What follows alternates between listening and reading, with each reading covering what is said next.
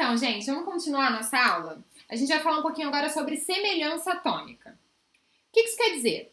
Existem átomos que vão ser semelhantes, ou por terem o mesmo número de prótons, ou o mesmo número de elétrons, o mesmo número de nêutrons, ou até a mesma massa.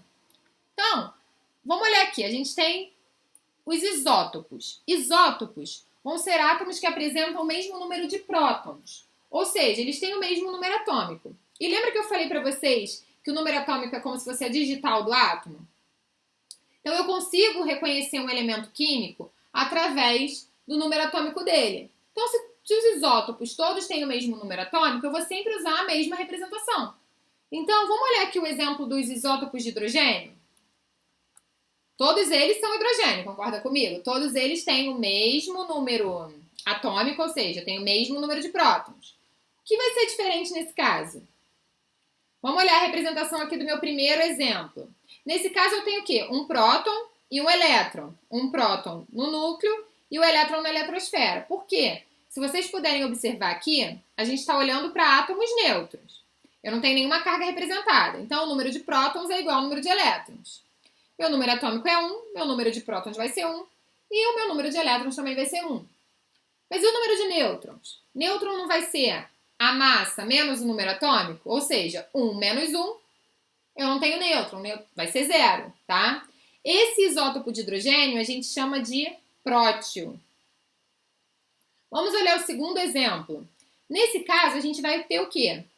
Um próton no núcleo, um elétron na eletrosfera, nada mudou, continua tendo o mesmo número atômico, até porque a gente está falando de isótopos, tem o mesmo número de prótons, o mesmo número atômico. Só que agora eu tenho o quê? Um nêutron no núcleo. Porque a minha massa aqui, ela é 2. E o nêutron não vai ser a massa menos o número atômico? 2 menos 1, 1. E esse isótopo de hidrogênio a gente chama de deutério. Vamos ao nosso terceiro isótopo de hidrogênio. Nesse caso, vai ficar como? Continuo tendo um próton, um elétron, mas agora no meu núcleo eu tenho 2 nêutrons, porque minha massa é 3. 3 menos 1, 2. E a gente chama esse isótopo de trítio. Então, apenas os isótopos de hidrogênio recebem nomes diferenciados, então fiquem despreocupados, tá? O que vocês precisam saber é que isótopos apresentam o mesmo número de prótons, ou seja, o mesmo número atômico. Vai aqui uma dica para vocês. Vejam que eu marquei aqui a letra P de isótopos. Por quê? P de quê? Prótons. Então, fica mais fácil da gente lembrar, tá bom? Então, vamos seguir. A gente tem também os isóbaros. Vejam que eu marquei aqui a letrinha A. A representa o quê? Que a gente viu na nossa parte 1 lá. Massa, certo? Então, os isóbaros vão ter a mesma massa. Vamos olhar uns exemplos? Eu tenho aqui o exemplo do potássio e do cálcio. O potássio, ele tem número atômico 19, o menor número é sempre o número atômico, certo? E o maior é a massa. Então, ele tem número atômico 19 e massa 40. O cálcio, ele tem número atômico 20 e massa 40. Ou seja, eles têm a mesma massa. Eles são isóbaros, mas têm números atômicos diferentes e, consequentemente, vão ter aqui números de nêutrons diferentes. Outro exemplo, carbono e nitrogênio. Nesse caso, o carbono tem massa 14 e número atômico 6. O nitrogênio tem massa 14 e número atômico 7, ou seja, mesma massa. Tranquilo, né? Isótonos. Vejam que eu marquei a letra N. N de quê? Nêutrons. Então, isótonos têm o mesmo número de nêutrons. Vamos olhar os exemplos? Tenho aqui carbono e nitrogênio de novo. Nesse caso, meu carbono tem massa 13 e número atômico 6. E o nitrogênio, massa 14 e número atômico 7. Vamos determinar os nêutrons? Nêutrons é o quê? Massa menos número atômico, né? A gente utiliza aquela fórmula da massa e rearranja ela. Então, 13 menos 6, 7 nêutrons para o carbono. E para o nitrogênio? 14 menos 7, 7 nêutrons para o nitrogênio.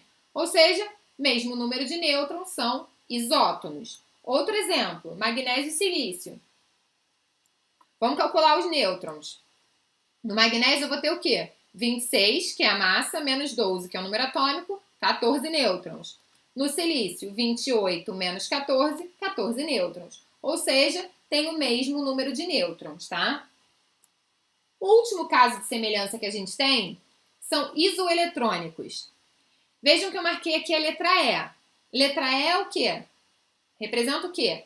Elétrons. Então, os isoeletrônicos vão ter o mesmo número de elétrons. Mas vejam que eu escrevi aqui espécies diferentes com o mesmo número de elétrons. O que isso quer dizer? É que eu posso ter íons, né, tanto cátion como ânions, tendo o mesmo número de elétrons de um átomo neutro, tá? Então, por isso que eu escrevi espécies.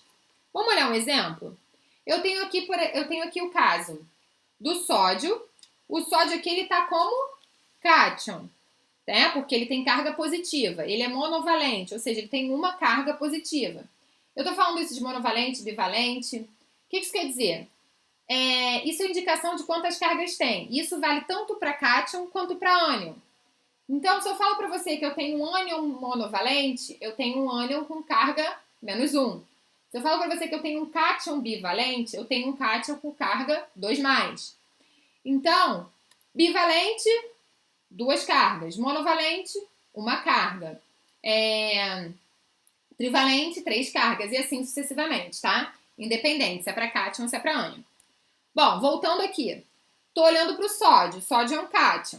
Se eu estivesse olhando para ele como um átomo neutro, ele teria quantos elétrons? 11, certo? Por quê? O número de prótons seria igual ao número de elétrons. Mas como ele é um cátion monovalente, ele vai perder um elétron. Então, ele vai passar a ter 10 elétrons, tá? Nesse caso aqui do neônio, eu estou olhando para um átomo neutro, certo? Eu não tenho nenhuma carga aqui representada. E num átomo neutro, a gente sabe que o número de prótons é igual ao número de elétrons. Então, os elétrons aqui vão ser 10. Outros exemplos. Tenho aqui o oxigênio. O oxigênio aqui, nesse caso, ele é um ânion. Se ele fosse um átomo neutro, ele teria 8 elétrons, certo? Porque ele tem 8 prótons. Então, no átomo neutro, o número de prótons é igual ao número de elétrons, ele teria 8 elétrons. Como ele é um ânion, a gente sabe que ele vai ganhar elétrons. Como ele é um ânion bivalente, ou seja, ele tem 2 cargas negativas, a gente sabe que ele vai ganhar 2 elétrons. Então, ele vai ficar com 10. Já o flúor, nesse caso aqui, ele também é um ânion. E é um ânion monovalente, ou seja, a gente sabe que ele vai ganhar 1 elétron, porque eu tenho aqui, ó, -1. Então, se ele fosse um átomo neutro, ele teria o quê? 9 elétrons, né? Porque ele tem 9 prótons, então ele teria 9 elétrons. Como ele é um ânion, como a gente já falou aqui, ele vai ganhar 1. Então, ele vai ficar com 10 elétrons. Deu para entender, gente? Então, nesse caso aqui, se vocês pararem para observar, todas as espécies representadas têm 10 elétrons. Independente de ser cátion, de ser ânion, átomo neutro. Então, todas elas são isoeletrônicas. Muito obrigada por terem assistido a videoaula dessa semana. Eu espero que vocês tenham entendido tudo e qualquer coisa é só entrar em contato, que a gente está aqui para tentar ajudar vocês da melhor forma possível, tá?